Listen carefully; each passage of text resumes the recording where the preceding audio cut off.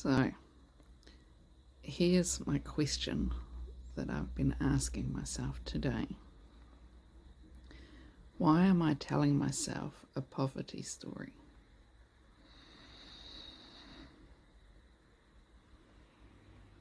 So obviously, some stuff came up for me that I came up with that question.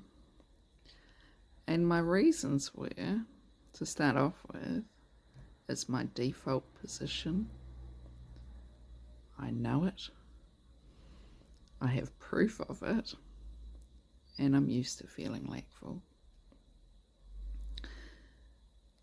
And the real reason I found underneath all that, it excuses me from greatness. It hides my light. It means I can go, oh, I can't afford that, I can't afford that. And it doesn't even fully make sense, but I can just go, poor little me, and be invisible. So, though I don't have answers for that, I figure I'll shine a great big light on that. It excuses me from greatness. Do I want to be excused from greatness? I'm scared of greatness. So then I asked myself, why don't I want to be great? And the only answer I could come up with was that people will say or think that I'm crazy.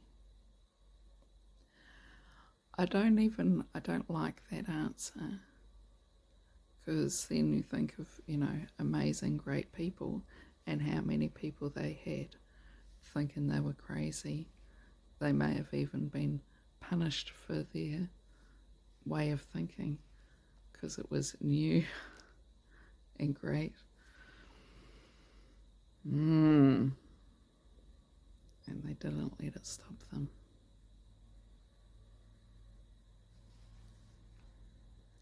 So why am I telling myself a poverty story?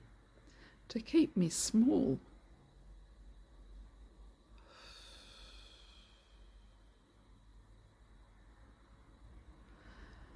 I guess you would only click on this video if you could relate to that, because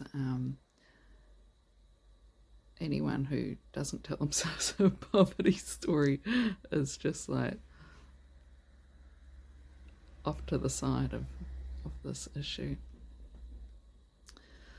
But I think there's some of us that we know that greatness is out there waiting for us, but we hold ourselves in this pattern of not enoughness.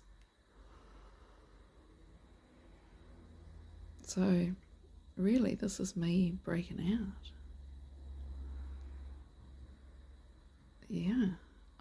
This is me breaking out of letting that be an excuse.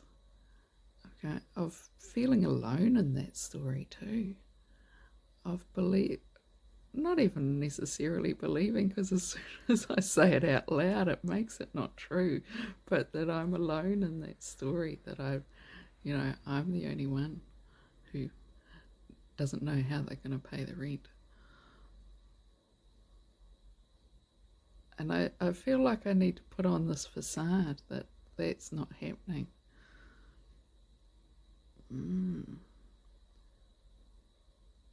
Yeah, but that's happening. I've got a toothache. I'm not going to go to the dentist. I'm going to chew on cloves. And I may find that that's enough. That might even be better than going to the dentist. I'll look it up in my book about what that means, what my body's telling me about that, and heal myself.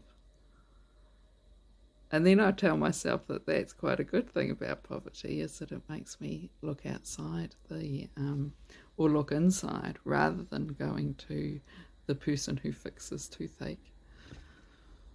Yeah. Which is also an expanded view on, instead of just like, I'm poor, poor little me, I haven't got enough to do all the things, I can go, I've had to stop and pause and look at different ways of being than just being like, I've got this sore bit, I go to the person who deals with those sore bits and I get to look within. So really, why am I telling myself a poverty story? I think, why am I thinking it's so bad that I'm telling myself a poverty story? Because actually there's a lot of growth in it. There's a lot of stuff that I really want to share in it, is that and not just if you have to stop because you can't afford to just go along with the usual way that things are done, you have to look at alternatives, and the best ones are inside.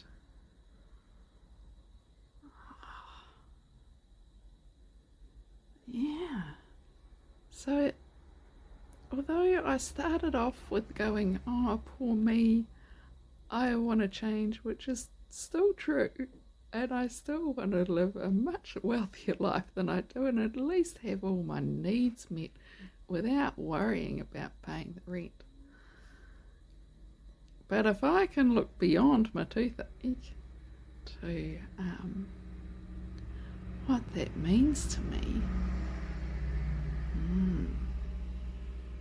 yeah, I'm gonna look that up. I've got this book here, The Secret Language of Your Body.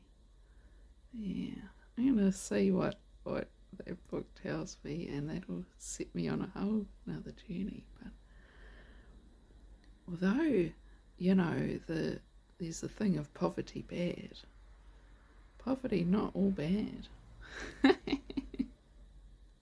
I'm going to leave that there and look up my book.